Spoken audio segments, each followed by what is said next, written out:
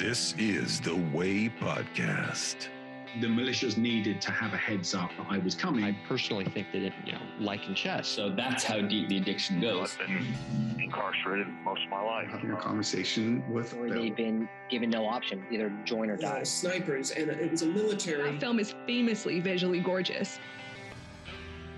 If you want to know more about the Way Podcast, go to podcasttheway.com. This is FM 91.7, WHUS Stores at the top of the hour. I'm your host, Bill Trofesky, and for more, be sure to go to podcasttheway.com. Now, I'm sitting today with Scott Parkins and Professor Robert Buzzanco. And, I'm going to call you Bob during this episode. And, yeah, how you guys doing? Introduce the audience a little bit about yourselves. What's your background? Yeah, my name's Scott Parkin. I'm in the San Francisco Bay Area. My day job is I'm an organizing director at an environmental nonprofit called Rainforest Action Network, but I'm a longtime organizer and activist for like over 20 years now. And I have spent a lot of my career organizing campaigns, pressure campaigns against corporate bad actors on environmental and climate issues. And I'm originally from Texas too, which I think might come up in a minute. Yeah, and that's how Scott met. I'm a professor at the University of Houston. I have been for quite some time now. U.S. history. I've written books on the Vietnam War, the Vietnam era, the 1960s, but I've also written a lot on the Cold War, political economy. I teach courses and write about protest history. Pretty much kind of the politics of America, especially since World War II era forward. And I met Scott because we were both involved in community activism, especially surrounding the anti-globalization movement. In 1999, there was this big meeting in Seattle to create the World Trade Organization, and there were these just massive protests, and that gave rise to this national anti-globalization movement in Houston. He and I we started an organization called the Houston Global Awareness Collective, which really did good work, and that's how we met. And so for a few years, we were kind of side by side in the streets quite a bit. And then he continued to do that. And I kind of reverted back to doing the professor pundit thing where, I get interviewed in the media, and I do a podcast. Scott and I do a podcast now. I assume we'll talk about that. But he's continued to actually go out there and do things. And I have, utmost admiration for him and for people like that. Whereas I'm kind of the professor who pontificates and writes blogs and talks on podcasts and gets interviewed, but doesn't, I don't go out there and like get in front of police batons or anything like that, like a lot of these folks do. So you're not like that old picture of Bernie where he's got the two cops holding him. He's been it's been a long time. I've had run-ins with cops, not like that, luckily, but it's been a long time. Yeah. So I used to always wear a suit, and I'm a professor, so I would always be dressed up nicely. And then, like, if something was happening, I would talk to the police, and they treated me differently because I'm a professor in a suit, so I didn't have to worry about that. The picture you've seen of Bernie being dragged off at, I think it was like a civil rights sit-in. Yeah, there's lots of pictures of me doing that though. Yeah, of that happening to me. Yeah. Scott's been arrested multiple times, and he's an international political rebel. He was arrested in Australia, even. So wow, you're the man with a bunch of people protesting, like breaking the law enough that they have to arrest you. Yeah. I But you've never done it in sheepskin and ram's horns, or hey? No, I leave my bison's. Capital. I leave my bison's horns at home when I go out. No, I mean, a lot of our work is like I said, it's like corporate campaigning. And so like a component of that work is nonviolent direct action. And so like I've been arrested probably about 15 times. One of which is what Bob referenced in Australia. That was around anti-war in Iraq stuff. But yeah, we do sit-ins and bank branches because we target Wall Street banks who are funding like bad actors. Corporate offices. I've been arrested multiple times blocking the entrances to things like coal plants and oil refineries and things of that nature. And so, yeah, and it's a little bit of a science to it, and there's a little bit of an art to it. I don't know if I'm saying the term right. I want to say it's greenwashing, or you said something about corporate, and they're being fake environmental. And I just interviewed someone the other day. She, one of her coworkers used to work under Obama's administration, and she used that same term where these companies will say, "Oh, look, we're all green, we're all environmental." She used an example: Amazon. They changed from their old plastic to or cardboard to this type of plastic to try to look environmentally friendly, but it turns out the plastic is actually worse, and they're just doing more harm, if anything, now.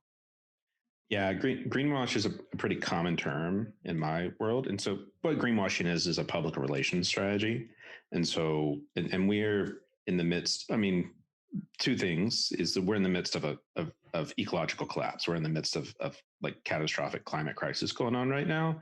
And there's like there's a popular wave of let's act for the environment, let's act for the climate. And so the corporate sector also recognizes that they're beginning to be attached to some of this to this environmental collapse. And so they have PR strategies, public relations strategies related to that. And so like, it's why, and they put a lot of money into this. Like the Amazon, the Jeff Bezos actually has a fund called the Earth Fund, where he's put millions of dollars into groups working on environmental issues. But part of it is just to sort of greenwash his image, because Amazon delivery, that has a pretty big carbon footprint. They use a lot of like single-use plastic in their operations. Like every book we get in the mail, every item we get in the mail, or not in the mail, but we get delivered to us from Amazon, that's from petroleum-based products, and that's not good for the climate. And honestly, on the waste end, it's also not good for it's not good for like the oceans. A lot of that ends up in the ocean, it ends up in our water, et cetera. Yeah, that was a big thing that came up, including like even microplastic. Yeah, microplastics in like placental fluid of pregnant women now, and yep, that came up. So it's just there constantly. Yeah, it's pretty disruptive. They found microplastic on snow on like Mount Everest. Yeah. Wow. So you stick your tongue out, try to catch some snowflakes, and look at that, you're getting some microplastic. Yeah, exactly. You can't avoid it. And speaking of like the capitalism, like greenwashing, what do you think about woke capitalism? Do you know what that is? Yeah. Oh, yeah. We love it. Well, I shouldn't speak for Scott. I mean, actually, greenwashing, and that I was going to actually kind of talk. I wasn't going to use that phrase, but that's perfect, because greenwashing is part of kind of I think a larger process that all capitalism kind of uses, which is to kind of create these ideas that this system is working for you and that they care. And, like Chomsky and Noam Chomsky and Ed Herman in the 80s wrote a book called Manufacturing Consent. And we use that phrase a lot. And what the ruling class does is it wants to convince you it's engaged in activity to profit itself. A very small group of people, really tiny group. Talk about the stock market, which is at all-time highs right now. 10% of Americans have 93% of the stocks, and the top 1% has 53% of the shares. So this is a system that doesn't work for most people. The average American does not have $400 available in an emergency. And we're seeing the consequences of that right now in Texas, where people can't get plumbers, for instance, So what the ruling class, what these corporations do is they take these measures like greenwashing to convince you that they care, and they're trying to do things better for you, right? They want a better world and a safer world, and their existence is because they want to serve you as a consumer, and and that can be in foreign policy. We want to bring democracy to the world, right? Just in everything they do, you have to operate with the very first assumption you have to operate on is that they're lying, and then you figure out what they're lying about, what their real motives are. And so I think woke capitalism is a great example of that. And we've talked about that. We have a podcast, the Green and Red podcast, and we had you on as a guest about a month ago, maybe. And I think right now, the easiest example of woke capitalism that would, kind of explain it very easily would be what happened last summer with Black Lives Matter, right? I mean, one of the real issues of racism in America, clearly you have like racist cops, right, who are just sociopaths who want to kill Black people, right? But I think I would argue the much larger issue is economic. African Americans make less money. They're hired last and laid off or fired more frequently. Black women make far less money. They don't have the same access to like bank loans. If you send a black and white family with the exact same, kind of financial portfolio into a bank, blacks are going to be turned down 20% more often. So, you have these real, clear ways of economically depriving people because of their race. But what we saw this summer was the corporations changed that. And all of a sudden you have, Citibank putting up Black Lives Matters banners. And all of a sudden they're all doing commercials, these very commercials, very touching with music that want to make you cry about how they believe in diversity and, how they're committed to make life better. And, Super Bowl commercials, we're all in this together and all that kind of thing. And that's, I think, woke capitalism. It focuses on these symbols, right? And you see that now with like the Biden cabinet, right?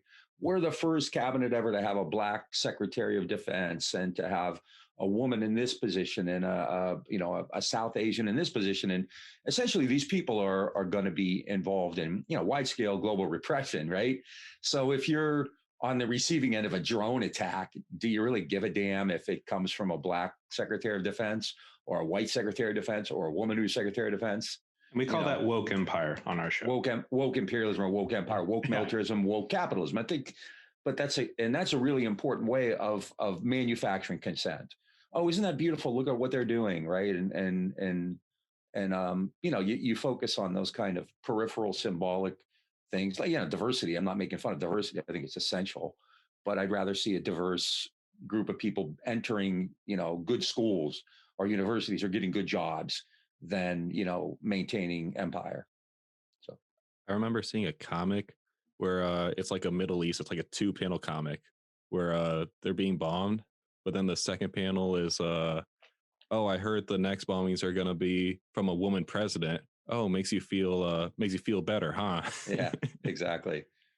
Definitely. And actually I saw a documentary about like 2-3 years ago on redlining and just the amount of impact that had. And now it's like, oh, redlining is over with. But I mean, I forget the stat, but I know if you're poor, it's very hard to like get to middle class, especially when going to education, going to school.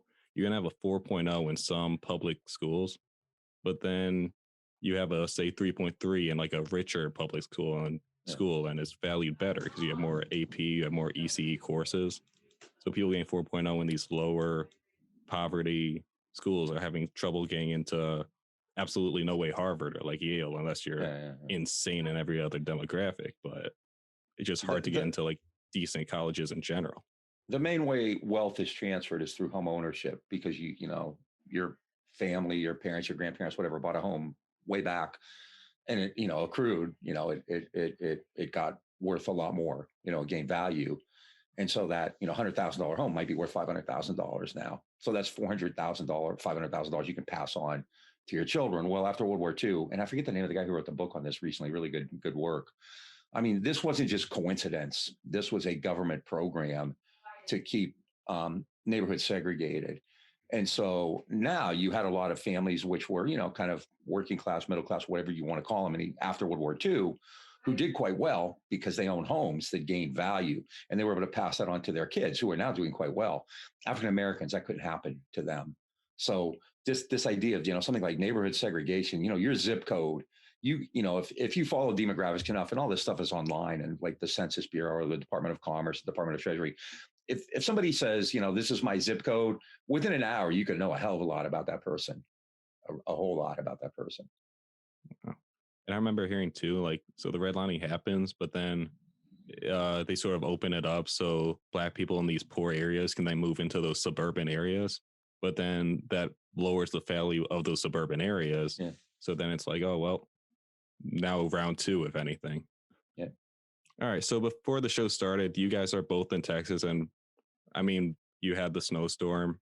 That was going to be the topic we start off with, and I guess I'm going to bring it up to that. So, first off, what happened, or what's going on? What are you seeing, especially with like Ted Cruz and the way the public's kind of after him right now? Yeah, I mean, I can start. Well, technically, neither of us are in Texas right now, but we're both longtime residents of Texas, and I go back multiple generations. that why you have electricity? Yeah. I'm in the Bay Area, so our power. Yeah, I've been with COVID. I've been kind of all over the place. So I'm actually in Ohio right now, which had the same weather as Texas last week, but no problems because anyway. But I know a lot of people in Texas, and I've been on the phone. I was on the phone all weekend checking in on people, and I'm sure Scott was too. Same. My parents are still there. Yeah. There's like a couple different things going on, right? Is like, and like on our show, we kind of frame this as like there's like multiple crises kind of currently crashing into each other, and so two, which really sort of like emerged through what happened in Texas last week, was a climate crisis, which is I think more and more people are like aware of what that is. We have a heating Arctic. It's making erratic weather patterns. It's sending like Arctic air further south than places that had ever been hit before. And so it caused like a polar vortex in, throughout the region.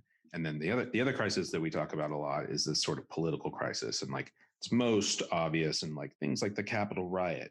But it's actually a sort of right-wing libertarian free market politics, which the Republicans have really been pushing. Both parties, but the Republicans in particular have been really kind of pushing it for the last for like 4 or 5 decades, if not longer. And so that actually led to an infrastructure which was like based on like a deregulated energy grid. And so it was like separate from the rest of the country. There's 3 energy grids in the United States, one in the East, one in the West, and then Texas. And so the Texas energy grid was actually not really prepared for the polar vortex. And like something like 80% of gas power, 80% of that grid in Texas is like from gas power. About and nuclear and nuclear 85 I think to 90 is actually if you include nuclear. So 85 to 90% with nuclear, and about 10% of it is from like renewable, like wind and solar, etc. And so the polar vortex hits, they were actually not really prepared for weather of that sort of that kind of like weather. It was like 5 degrees in some places, right? And so like a lot of the infrastructure actually just kind of quit working. And there was like, since they were like on a decentralized grid apart from like other parts of the country, they actually weren't able to get backup power from like Oklahoma or Louisiana or what have you. And so this is also a result of these sort of libertarian deregulation policies of the Republican most recently. And we've really seen that sort of deregulation. It goes back to the 30s in Texas, but like there was a lot of deregulation in the 90s. And it sort of like led to it led to the system going down, right? Like friends of mine didn't have power for 3 days. My parents who live in Central Texas, like they were having like rolling power outages. It would come on for a certain part of the day and then it would go back down. This led to like a lot of problems with like the water treatment. Like at one point, I think it's by the end of last week, there were at least 12 million Texans who were under what they called boil advisories. And so that like they basically were told to boil their water before they drink it. Texas is 29 million people. That's about a third of Texans who are under boil advisory. And then the Republican politicians that we like to mock so much is that they went on the offensive attacking green energy policies, which don't even really apply that much in Texas, right? It's like 10%. But, the governor, Greg Abbott, went on Fox News and attacked the Green New Deal. The former governor / former Energy Secretary, Rick Perry, who we like to call Governor Hairdo, went on the offensive against the Green New Deal and socialist politics. That hasn't ever applied to Texas. But, it was like a talking point so that people would not pay attention to like how bad they've screwed up. And then our favorite one is that Ted Cruz, who's also sort of part of this like right-wing libertarian gang, he decided to actually hop on a plane and just leave the country with his family on a vacation to a resort in Cancun, which actually I feel like brought the attention back to them.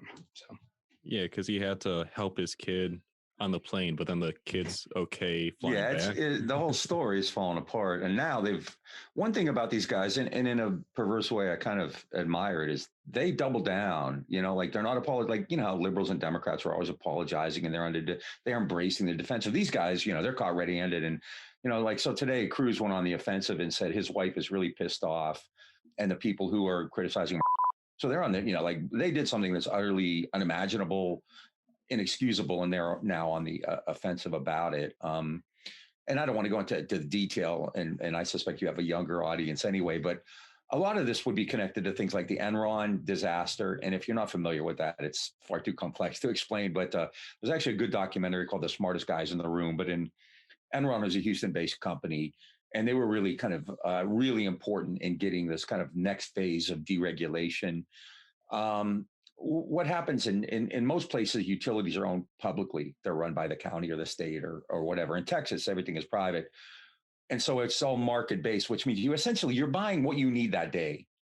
So when the weather turned bad, when there were reports of the weather going bad, these gas traders all of a sudden saw the price of the heating fuel and the gas that they would normally buy go from like $50 a kilowatt hour to $9,000 a kilowatt hour because it was purely market driven. So like Jerry Jones, the owner of the Dallas Cowboys, made I think billions off this.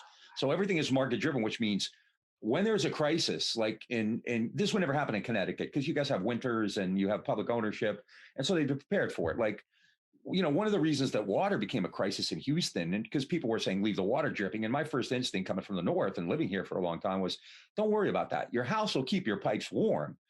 I didn't take into account because it was unimaginable that there would be no heat for the house, So the about 10 to 15% of Houston or Texas is run on wind turbines. And that was Abbott's first thing. The wind turbines froze. And they had a picture of a wind turbine frozen, which was from Sweden in 2013. 76%, so about 15% at most of energy in Texas comes from wind. 76% of the wind turbines were online. So that wasn't the problem at all.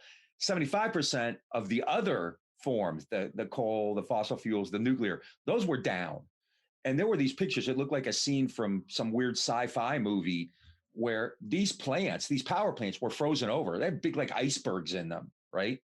And so that's the part you couldn't see seeing, which has meant this is why the pipes burst, which is why there's a ton of people now who probably won't have water for months because there's not enough plumbers, right? It's a when Trump called places countries, that's the whole country. Texas is a failed state. I've been to Cuba, and Cuba's desperately poor in a crisis. I would take Cuba over Texas 10 times out of 10 every day, all day. Not a problem. They can handle a hurricane. Hurricane hits Texas a week later. They're up and running. There are places in Cuba, and there are places in Texas where, Tropical Storm Allison from 2001 still hasn't recovered. It is an entirely market-driven place. It is the most corrupt and idiot. I mean, just to give me I love doing this, and forgive me for stealing a second here, stealing a minute here. But the governor is responsible for absolutely doing nothing about COVID. 40,000 Texans have died, and in fact, he made it worse because there were county executives like in Harris County. Lena Hidalgo has done a great job. She's the county commissioner who tried to put in mask mandates and close bars and things like that. He overturned them. He threw them. He wouldn't let her. Right. So it's 40,000 deaths on this guy's hands. The lieutenant governor, Dan Patrick, who's calling him an idiot, is obviously insulting idiots, but he's the guy who said that old people would be willing to die because, we have to reopen the economy about COVID. They would rather die of COVID than make, let these stores stay closed. The attorney general, it's for the kids. He said it was for the kids' future. It was for the kids. It's for the kids. The kids need grandma to die, right? So they can keep going to McDonald's. The attorney general is moving up the ladder fast. He's been indicted since 2015, and I don't know how the hell he's never gone to trial or anything. He's the guy who went to the Supreme Court to try to get other states' elections thrown out, Ken Paxton. And he was just, when this stuff hit the fan last week, he went to Utah. So he was out of the state too. Then you have Rick Perry, Governor Hairdo, who was the governor and the Secretary of Energy. He was in charge of nuclear weapons, which is scary. He's the guy who said that old Texans would rather freeze to death than see their markets regulated. John Cornyn, who's kind of escaped all this because he's in this crew, he's the brains of the operation, which ain't saying a lot, but he is. And Cornyn is always first or second in the amount of money received from the oil and gas industry.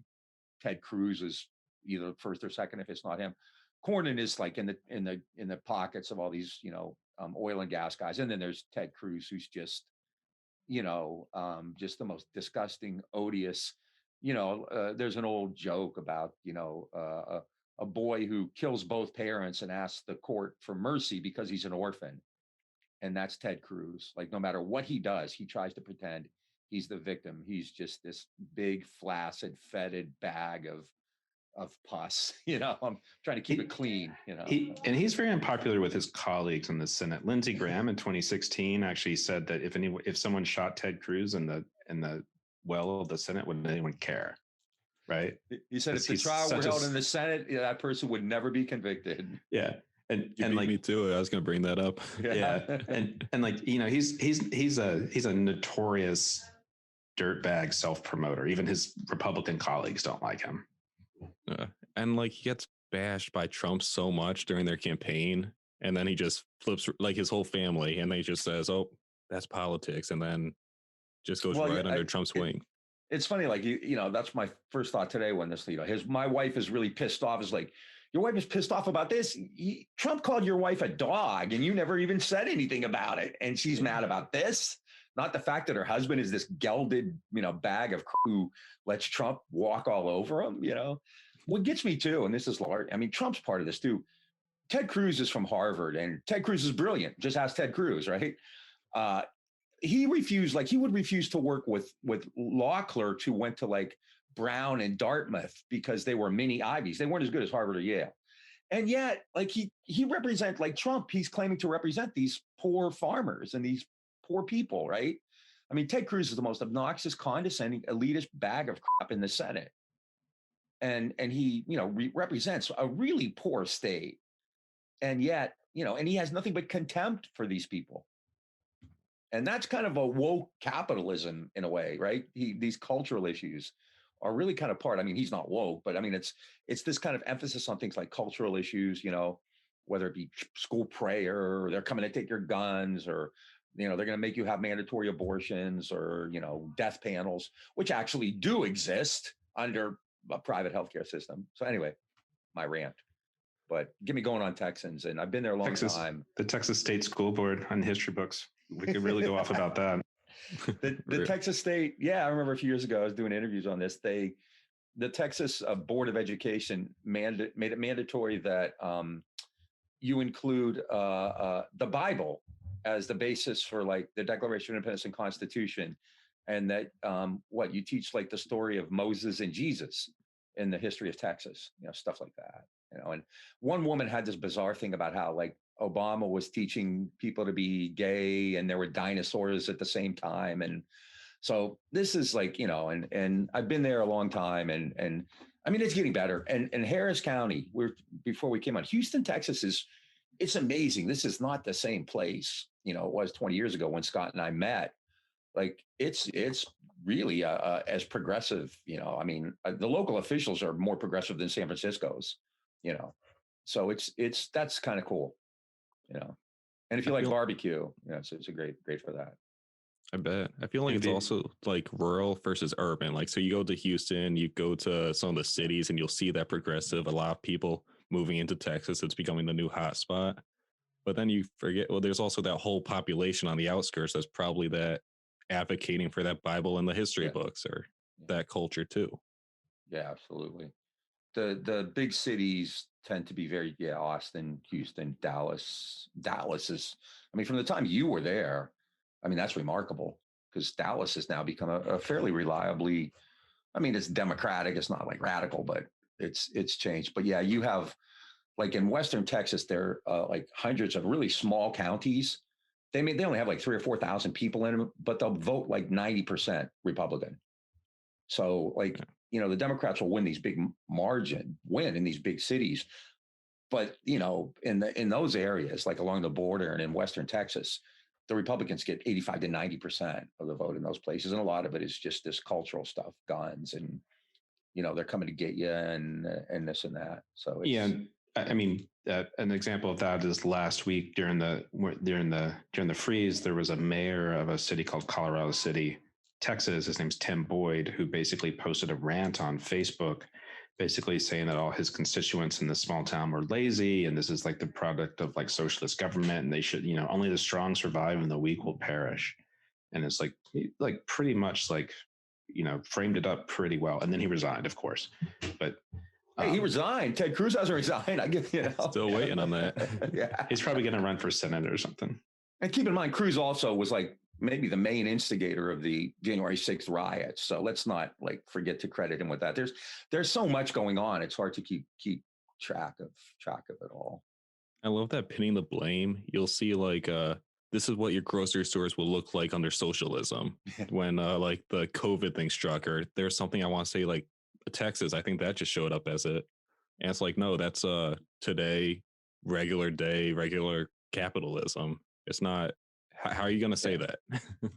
Well, I mean, it's like it's a playbook that they have sitting around. So when there is like a natural disaster like this, polar vortex, and then it's a result of like this like problem, this super problem electrical system.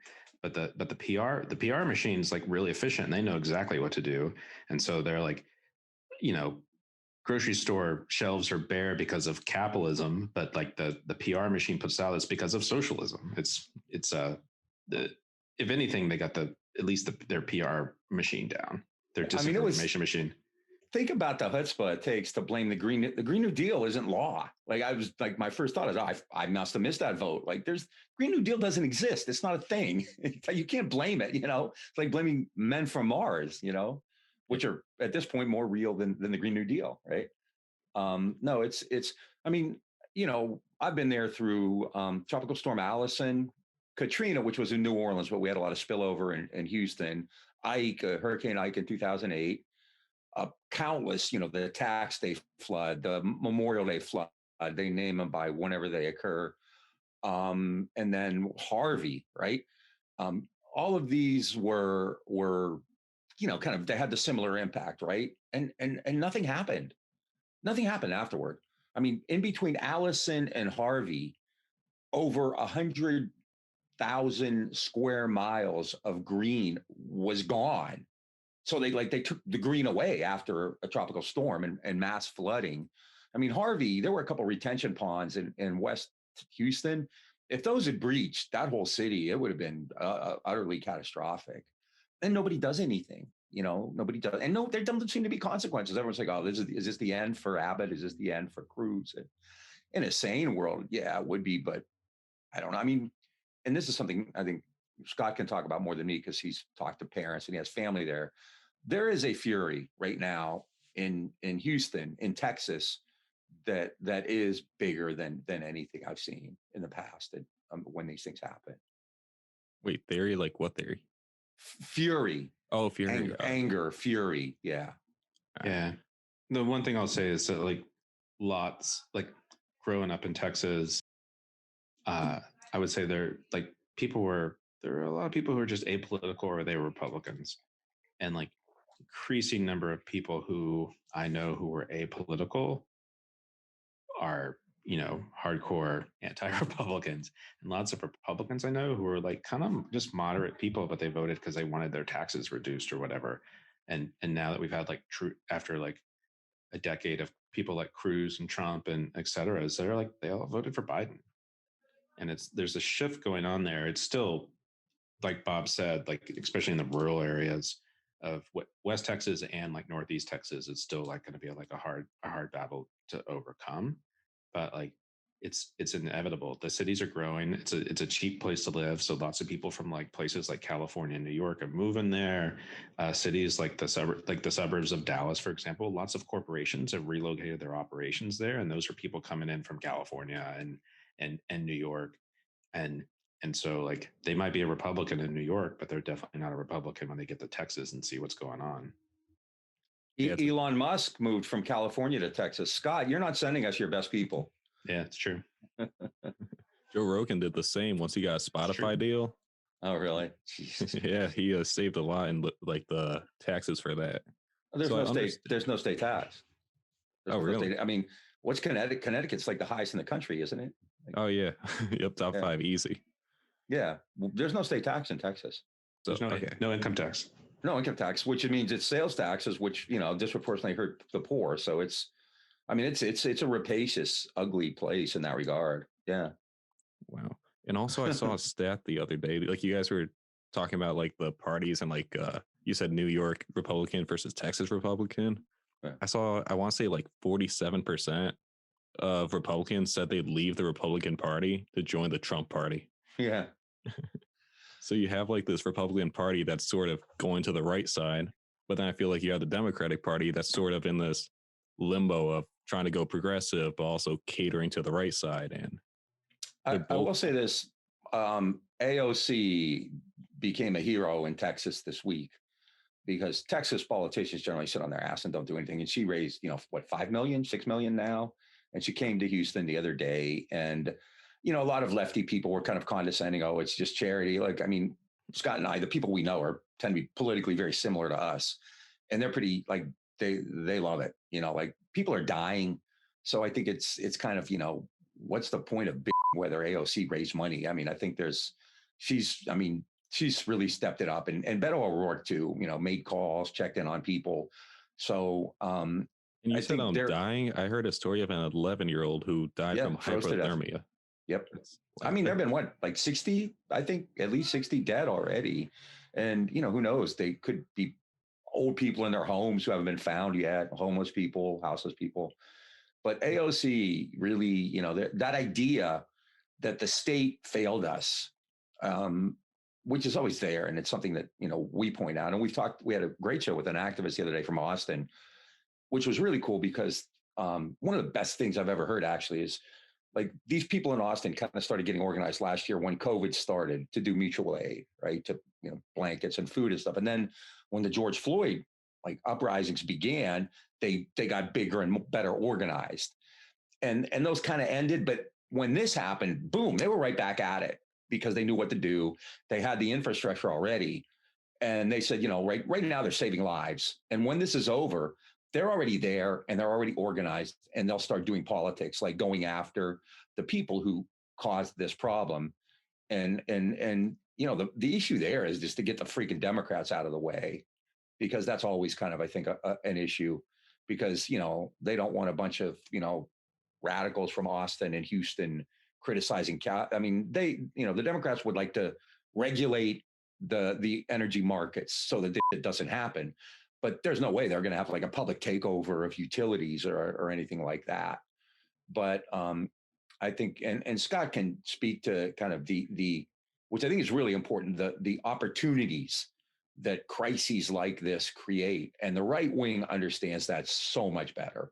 Anyway, exactly. I don't know if Scott wanted to talk about that, but I think it's important to discuss like how situations like this create real opportunities, crises like that. That's right.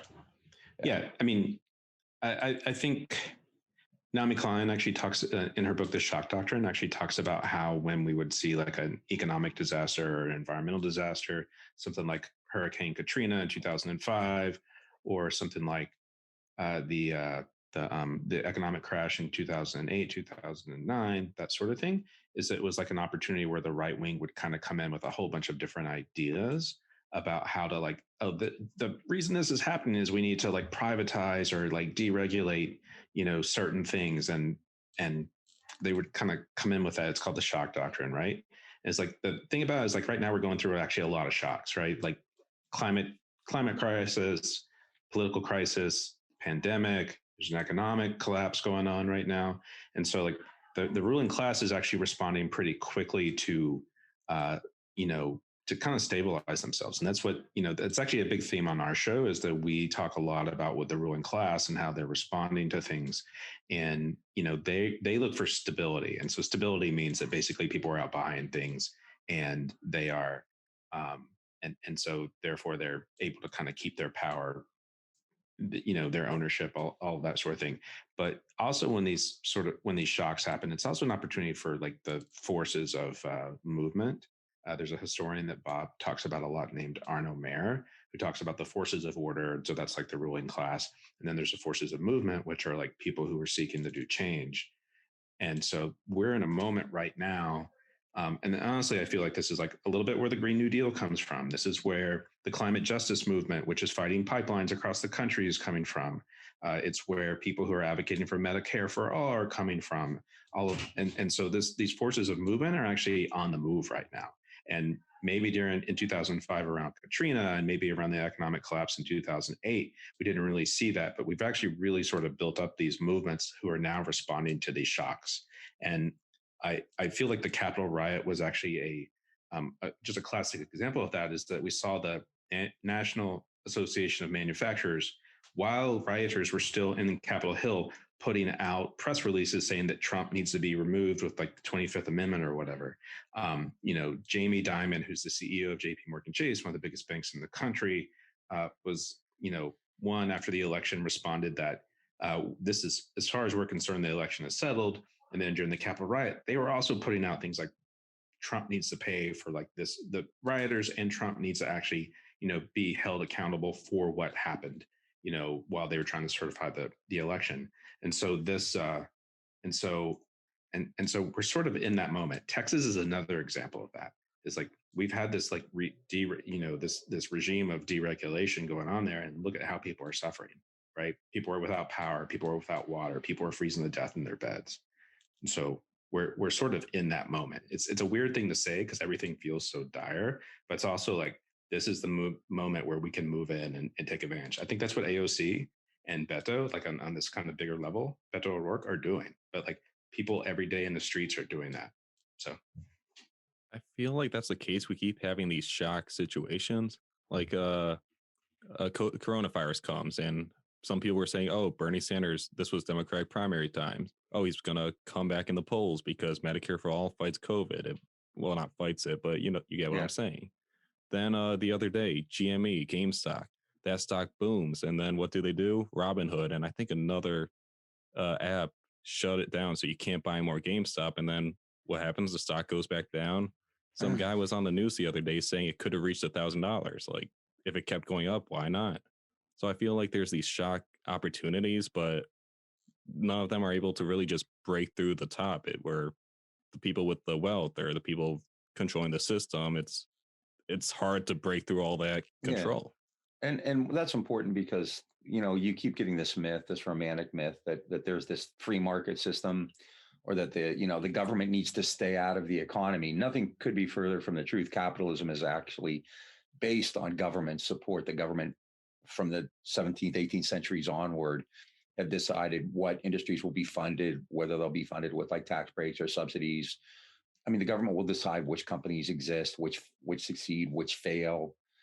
And so there's never been any kind of a free open market without government intervention. And that's what we're seeing now. And the stock market's a great example of that. The stock market has really no relevance to 90% of Americans' lives, and I think people are starting to understand, and they're seeing that like in the situation in Texas. So what you have is a delegitimation, like the system isn't legitimate.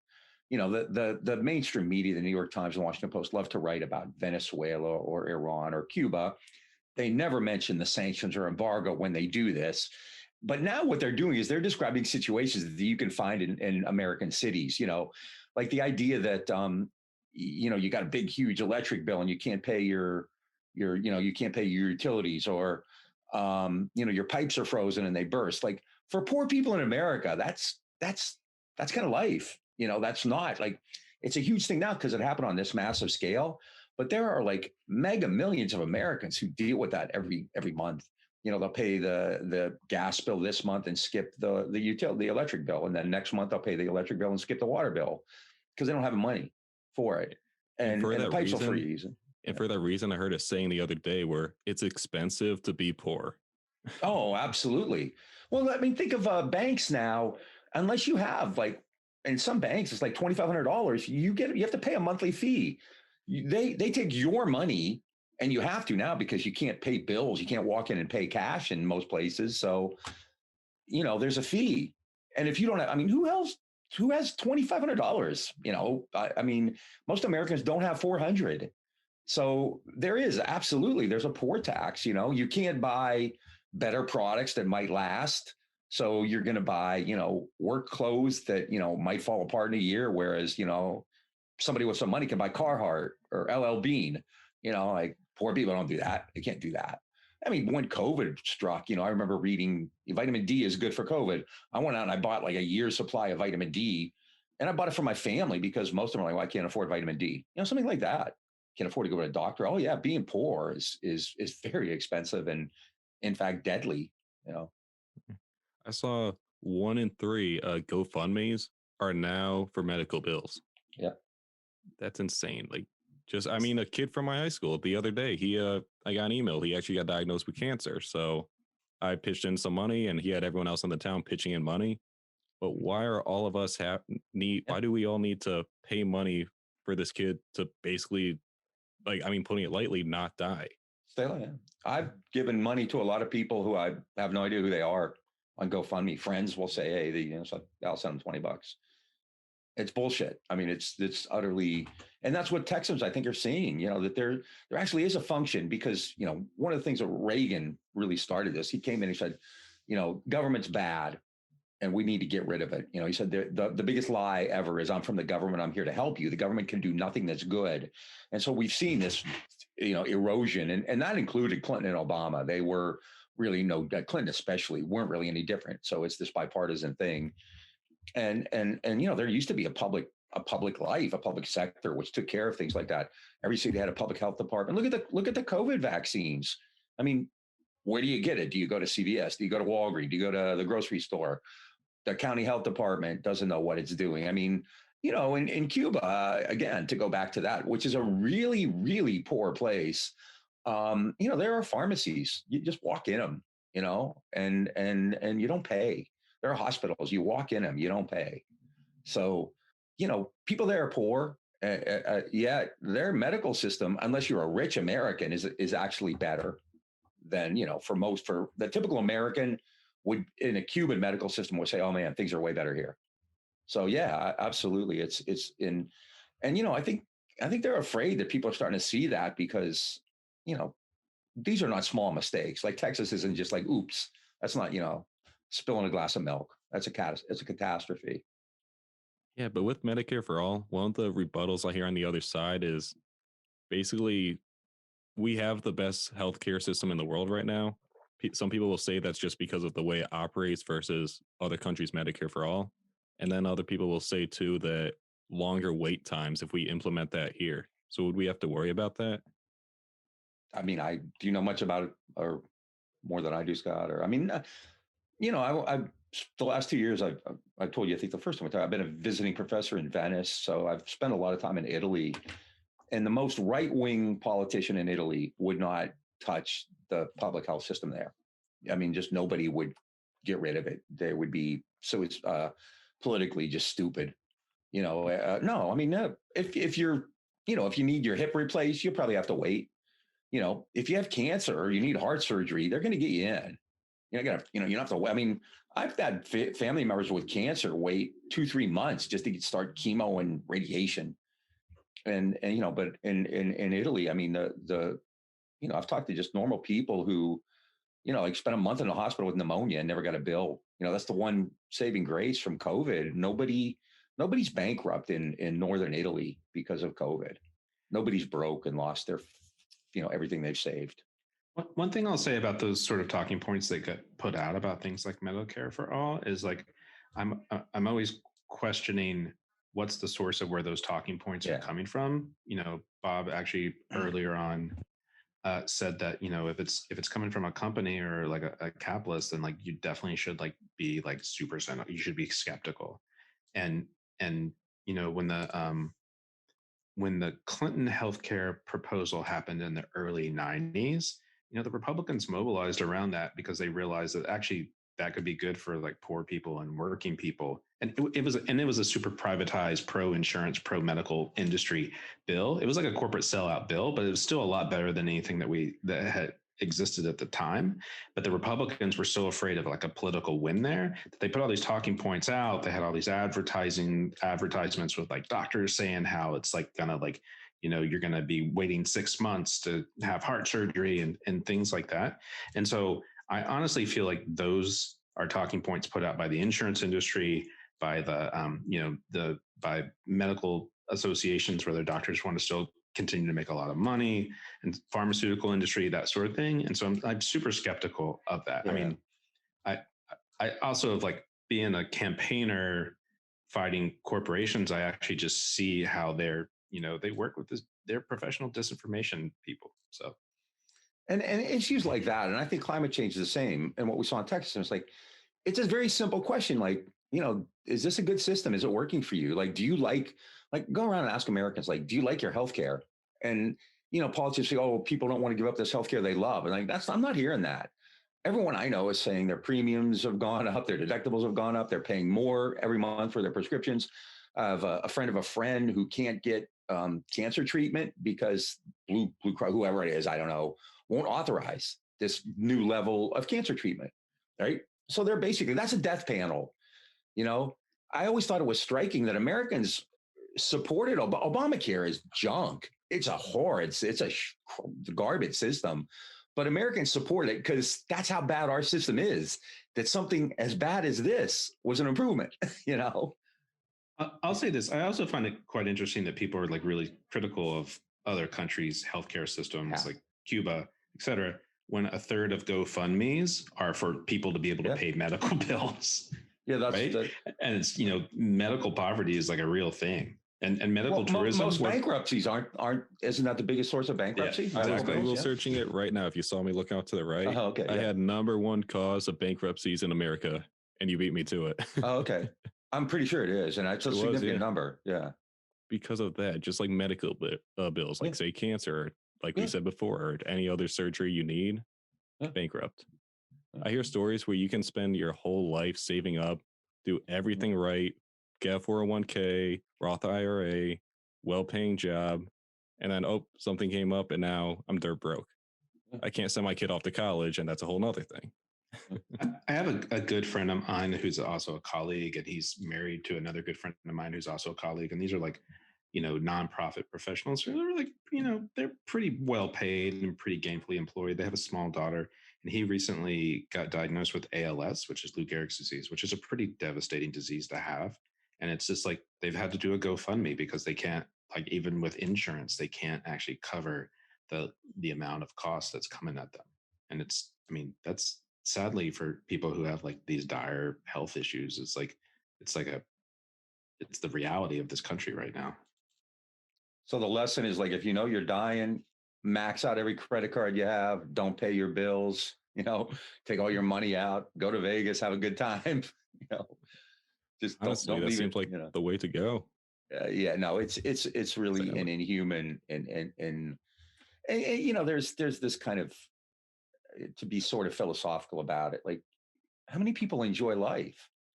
Do you read? Do you garden? People work, they're working more than one job often, or they're not paid enough. But, how many, do you enjoy life? Do you read? And do you, Marx had this thing about, you could be a film critic by day, a fisherman by day, and a film critic by night. And, do you spend time with your family? Do you love, and Americans are very angry. People are, upset, and there's this fury and resentment and fear and anxiety. And that's not really quantified. That's not a paycheck. That's not a number, but there's this kind of just psychological pain and torment that it's just so much bigger than anything I've seen in my life.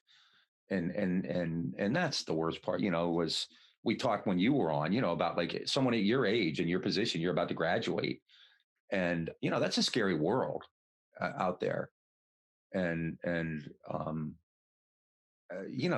that's not something you quantify, and, now we have this debate on student debt, and a lot of older people, my generation, saying, "Oh, I paid college, and nobody relieved my debt." Like tuition was $300 a semester. I think this is the debate. I think this is the same discussion we had when you were on with us, but it's still true, And there's this anxiety and this fear, and people aren't like enjoying life. There's very little joy, Yeah, I had for 2 different episodes. One was a professor on Stoicism, another on existentialism. Yeah. And I've read that now a common occurrence is a quarter life crisis on top of the midlife crisis.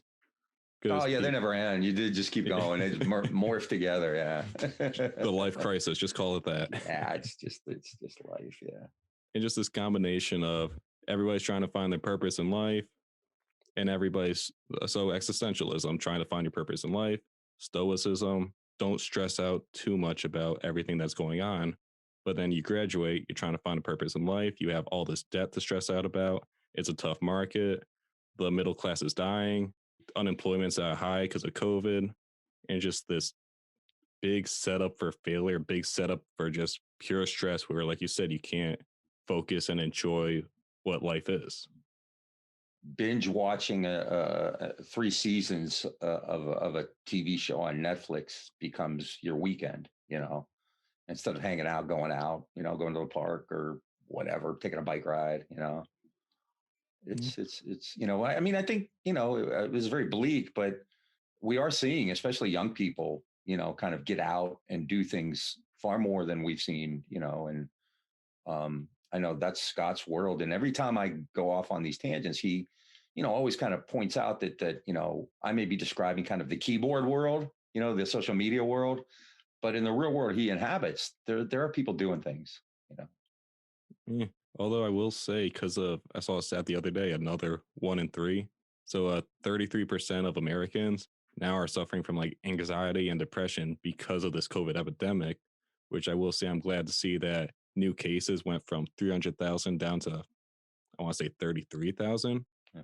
So it's a better outlook, and hopefully this will wake people up to sort of, like you said, be the shock factor to take some change, or be the waking up call to just go on a tour, see America or like another country or something. I saw an article in the New York Times the other day about how people, including women, are losing their hair because of the stress from the pandemic. That falls out clumps in the shower. But on the kind of more positive spin is like,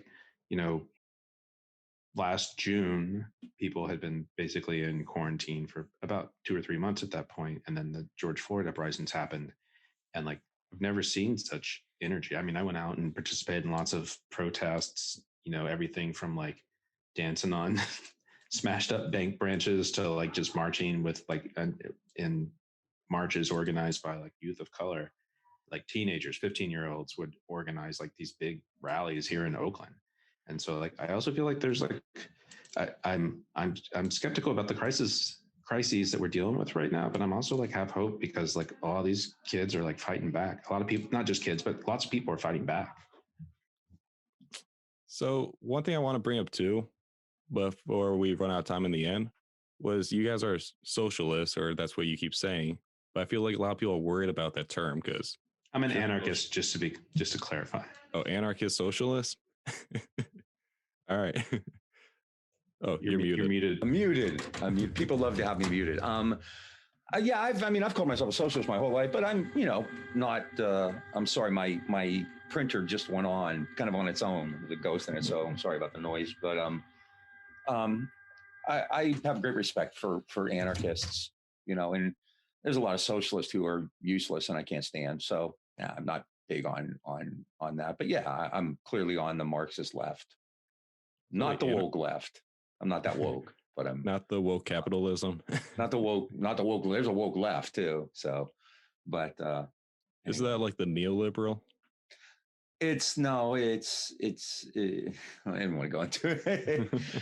I mean, I think it's just people who are kind of concerned with kind of the imagery and symbolism rather than stuff that's really going on. But at any rate, I'm sorry about that for kind of screwing up your question, but no, that's a good answer. And one thing that I do have a question. Were you asking like what should people be afraid of, socialism or anarchy or whatever?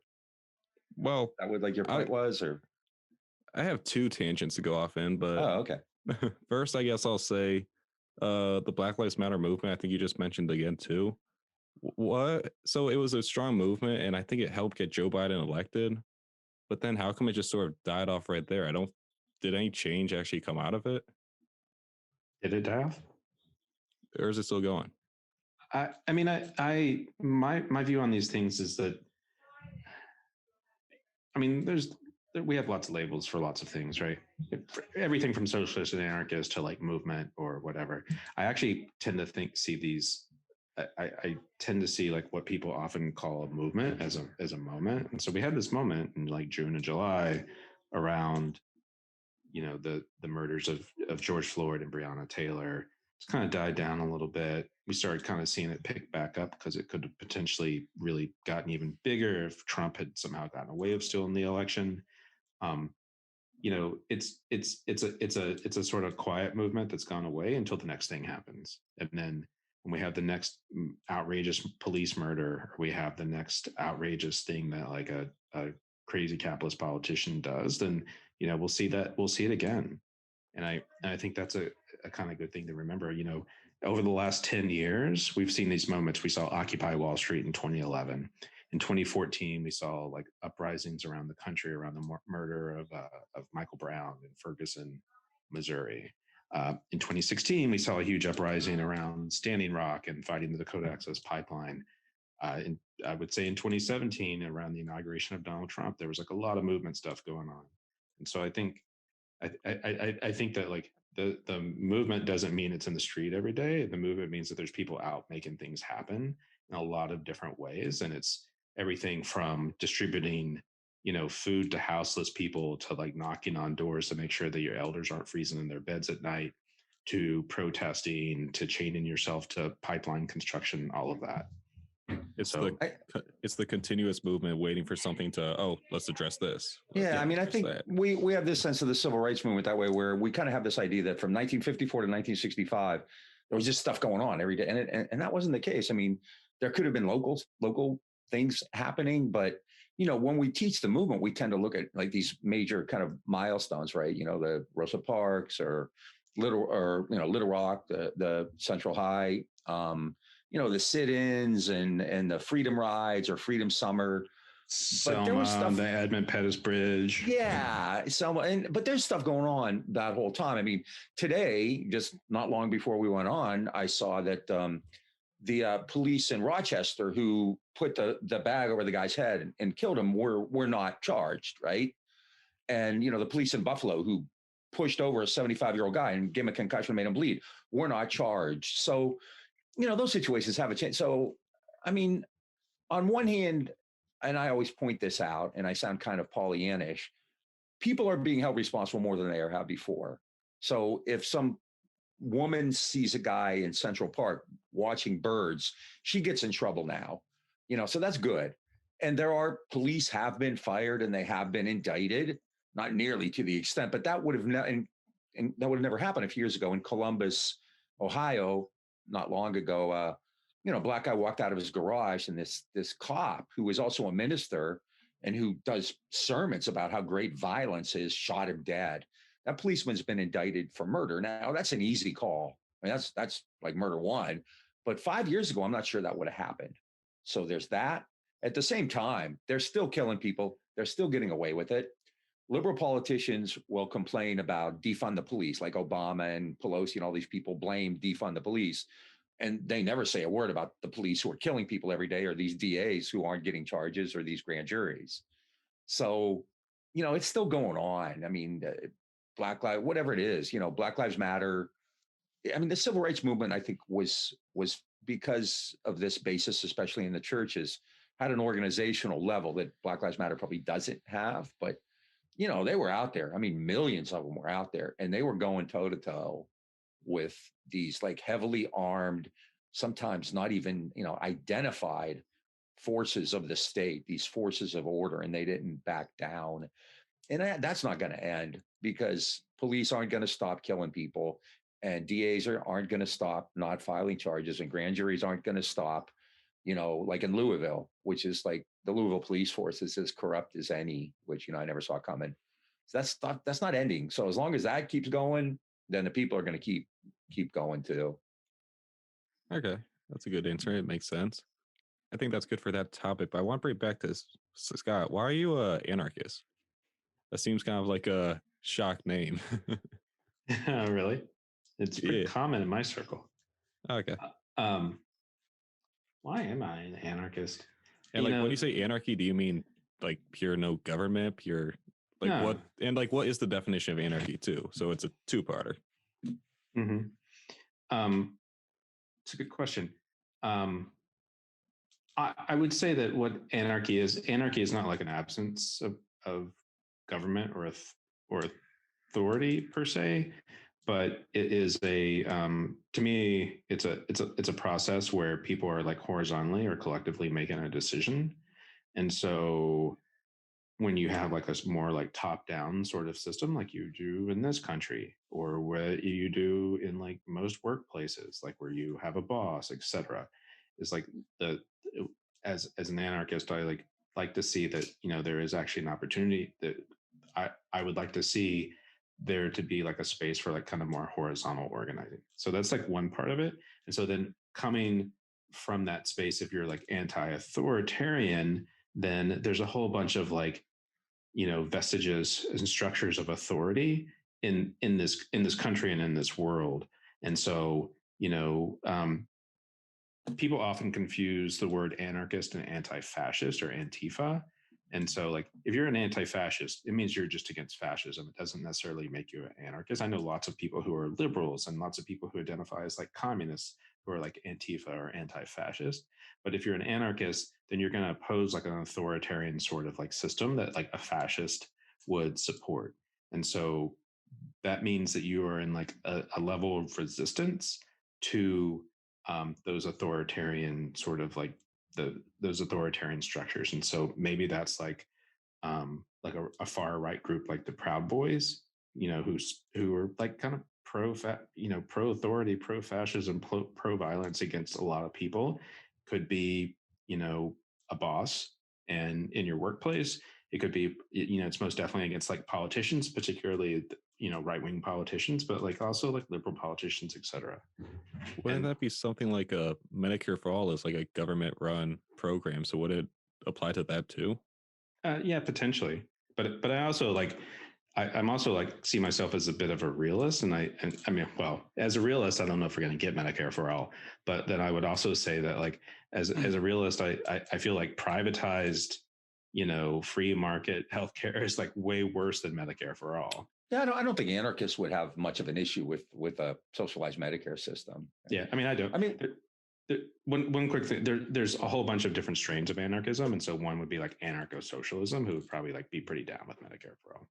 Yeah, and I think actually in that regard, that's kind of where Scott and I kind of are in the same plane. I mean, to me, anarchism is like what you're seeing right now in Texas, where there are mutual aid groups taking care of stuff all over because the state's not going to do it, and they keep an eye on the police. They follow the police around, and they put out videos when the police beat people up, and they're there to help homeless people, and they're there to provide meals, and they drive people to medical appointments. So a lot of it is mutual aid. It's this idea that this centralized authority. I mean, to me, anarchy is very decentralized, and typical socialism often believes in that the socialists have to take over the state, which is kind of the tradition I would come out of. But I'm actually moving much more and more into the direction Scott's talking about, because it's because I'm winning the battle and I'm converting Bob. Well, I mean, and also, I mean, to be honest, Scott, I mean, like 10, 15 years ago, I didn't want anything to do, because to be honest, and I think you'd have to grant a little bit, most people who call themselves anarchists had no clue what anarchy was at the time. So, and I happen to be a professor, so that kind of stuff I can be kind of picky about. But, I mean, socialism ultimately to me would be, like the workers actually making the decisions in the workplace. And, you start that by having good unions, like, Amazon workers, trying to unionize, that's like, unions aren't socialist, but you start that way. And then, workers would actually be making these decisions And so in that regard, I mean, I think Scott and I, if we were to say, who's the problem? I mean, our answers would be almost identical, right? It's not just these right-wing politicians, it's the Democrats, it's labor leaders, it's the head of NGOs, it's Hollywood, and the media. So it's, these centralized authorities are really the problem. And they're not going to save you. The Democrats aren't going to save you. Labor leaders aren't going to save you. And so back before I started working at the environmental organization where I work at, I had two jobs, but one of my jobs is I taught community college in Houston, and I taught community college history, like 101. And I would talk about, and that's like kind of when I was like, converting to being an anarchist. And I would go in and talk about like anarchist and socialist ideas, but I just wouldn't use those words, right? Because there's been like, there's a history of propaganda around anarchists and socialists. But when I would talk about that stuff, like the stuff we're saying without the word anarchist is like, this was like a conservative suburb of Houston, Texas. And like everyone agreed with me. But I think actually most people, I think we're actually in some ways, we're much more of a far left country than people realize. And then I also feel like we're actually much more of an anarchist country than people realize. It's like nobody wants to be told what to do. No one wants the boss kind of breathing down their neck. They would much rather. Who likes your boss? How many people like their boss? I love my boss. You ever hear that? Yeah. No. And so I think that the politic around anarchy and socialism and lots of these other sort of like kind of like left-leaning ideologies that are like demonized in the media, particularly in the right-wing media, it's like people actually really agree with that a whole lot more than they realize. Yeah, because when I hear like socialism or anarchy in particular, I think of like just pure anarchy, like pure. I'm using the word to describe itself. It's chaos. Yeah.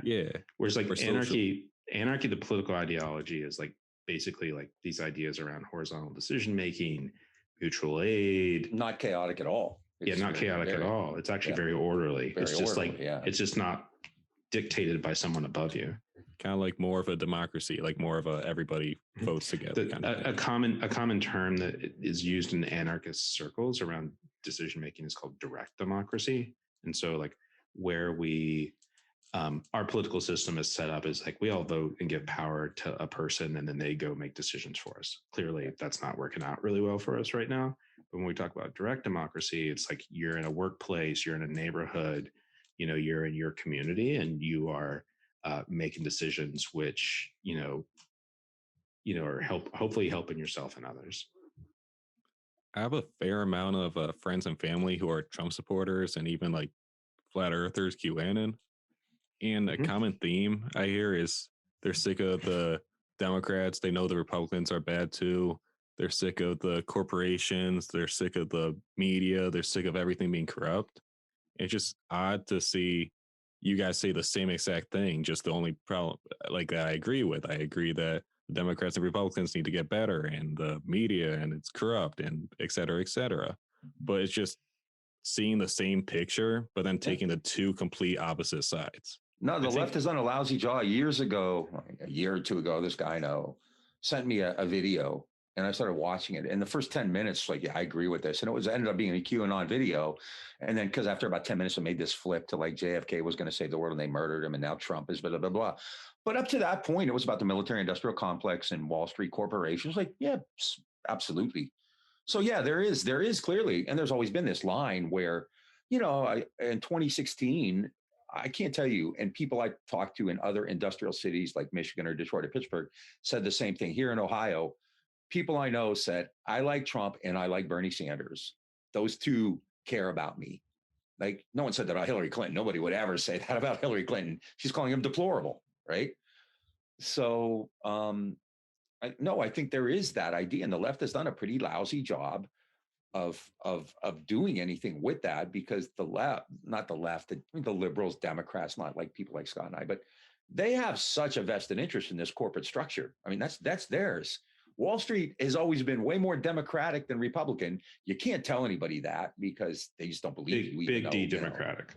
Big D, yeah, Democratic Party, right? I mean, Democratic Party has like always been a party of Wall Street. And if you look at like Democratic administrations, Wall Street always does better than they do with Republican administrations. But you can't tell people that. They just like facts, even on the left don't mean anything. They don't want to hear it. That's not what Rachel Maddow was telling them.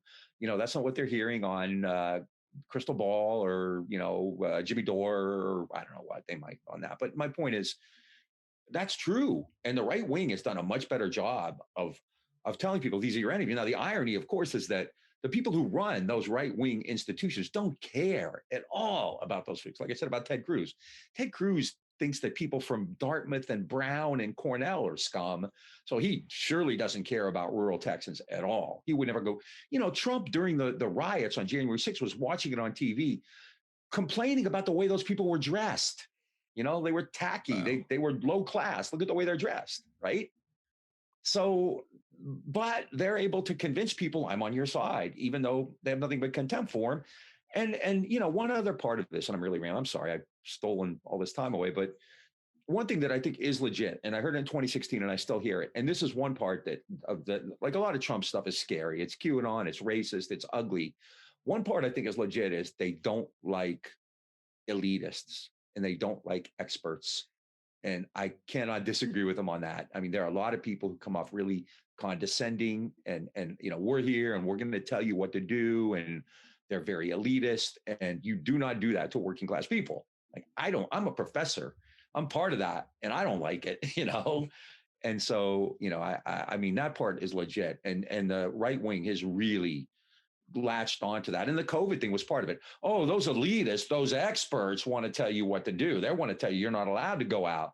They want to tell you got to wear a mask, right? And that's a big part of it, Like, oh, we're not going to listen to these people from New York and San Francisco, people like Scott and Bob. We're not going to listen to them. They think they're better than us, So, yeah. And yeah, I feel like it's just that, again, like the anti-establishment, that's where they get a lot of this vote, like Trump or Bernie. It's very anti-establishment. Every side agrees on that. And I'm sure you've heard the saying of like the top people want to split everyone up so they don't attack them. Now it becomes hard to point out the top because like some people will say it's the scientists, which I strongly disagree with, but you just got to find a way to sort of unite in the better way. I feel like education is a big thing that needs to be addressed. People need to know to see the stats. Well, my friend says stats don't care about your feeling. No, facts don't care about your feelings. But it's like, okay, then use it on something. I'm going to say pick a side. I'm trying not to pick a side, but use it for something like climate change, or use it for just something even easy like that. Images from Houston from the past week will take you so much further than some kind of deep analysis based on science and reason. Just show them a bunch of pictures from last week in Houston. There've been some studies that say that people are like way more compelled by stories versus facts. And then, that's one of the reasons Twitter now, if you want to republish an article, sometimes they'll put up a little alert like, hey, did you actually read the article? And it does help some people read them, but so many people just read the headlines and share. All the time. Yeah. And I mean, I think like a lot of folks we have on our show, we usually have them come on to share stories, right? And then so like, and then the feedback I've gotten about our shows is people who like share those stories are those are the episodes they find most interesting. And I think this kind of goes back to the elitist thing that Bob just said, is like, if you just like dictate a bunch of facts at people or shout a bunch of facts at someone, then they turn off pretty quick, and they feel condescended to, and they feel like this elitist or this expert, like he's like, talking down to me or whatever. And I feel like the right, as kind of right-wing media or disinformation machines, have kind of figured out some of that story stuff a lot better than like the media on the left. And I feel like that's why they have a much more fervent following. But if you want some evidence to the contrary, look, and I've been saying this for like 2-3 months now. Look at the elections 2 months now. Look at the elections in Georgia, the second round. Georgia now has an African American and a Jewish senator. In Georgia, it was like the heart of the Confederacy, right?